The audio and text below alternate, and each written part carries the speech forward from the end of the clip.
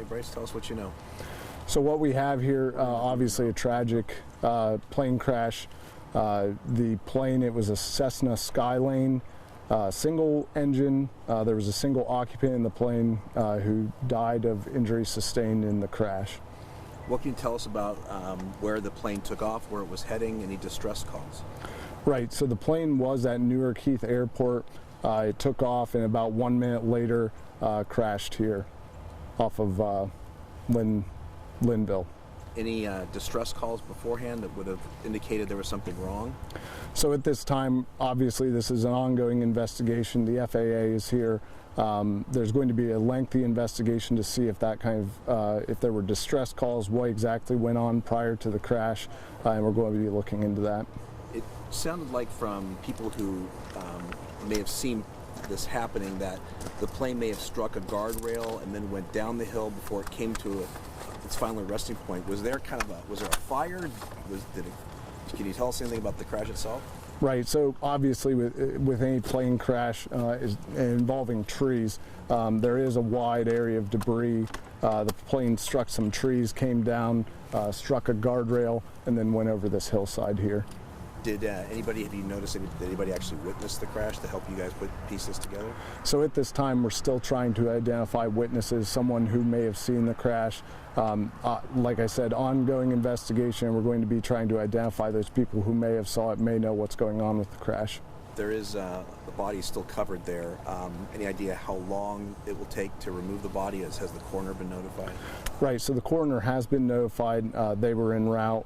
We're just waiting on their arrival to the scene. The FAA is here. Again, we have to do a thorough and exhaustive investigation on something like this. So as soon as all of that is complete, then we'll go that route, remove the body, get them where they need to be. Yeah. I mean, considering it's virtually almost clear blue sky, not hazardous weather conditions, you wonder what may have gone wrong here. Right. As you said, weather conditions look favorable right now, but that's why we're doing a thorough investigation. We want to make sure we know what went on with the crash, try to figure out what exactly did go on. How long will this road be closed for people who want to get through? So at this time, again, very in-depth investigation. We have our crash reconstruction team here, and again, the FAA is here. So it's going to be a while, but when we have relevant updates, we'll communicate those. Okay. You think this road will be closed for most of the evening? Probably most of the evening. What are some of the things you and the investigators are doing right now? So right now, obviously identifying debris. There's a wide swath of debris from the trees down to the roadway. Every piece of that's important to an investigation, so we want to make sure that we're identifying all of that, make sure that we're getting accurate measurements on it, and also just making sure that we're doing our best to understand what went on with this crash. Was there a 911 call to alert you that this was happening, or how did you know this was going on? So as far as how the initial call came in, I don't have that information. I'll try to find that out for you. But what I do know is that the call came in about 1:47, so about 10 minutes after the crash occurred. And from what I can see and what I'm gathering, what you say, the plane was coming, I guess, from the west, struck the trees here, crossed the road, hit the guardrail, ended up in the trees.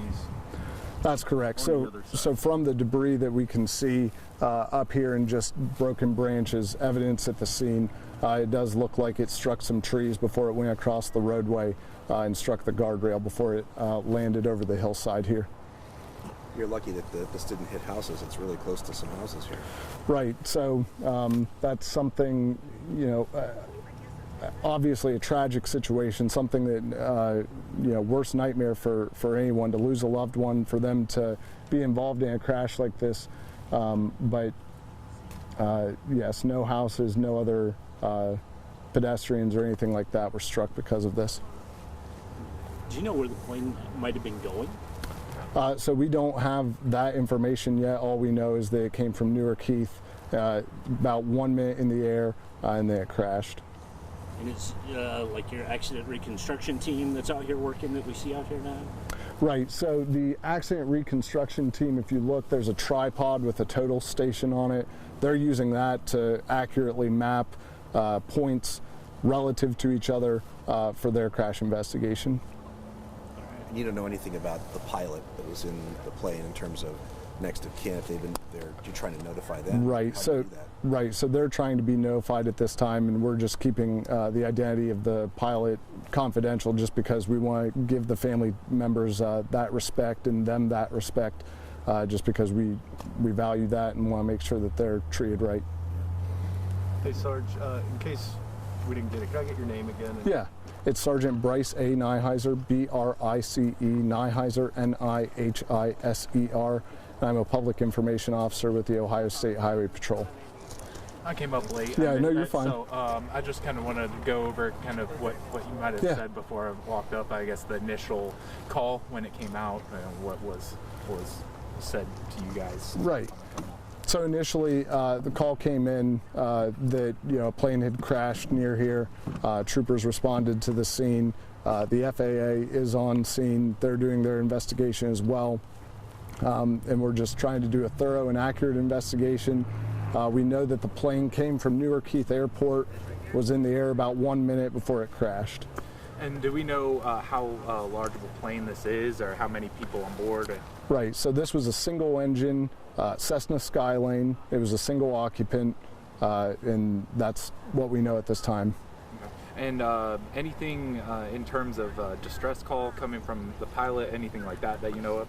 Right, so that's under investigation. That'll be part of our investigation, identifying if there was any radio traffic prior to the crash, seeing if the pilot may have issued a distress signal. We don't know that yet, so that's what we're going to be investigating.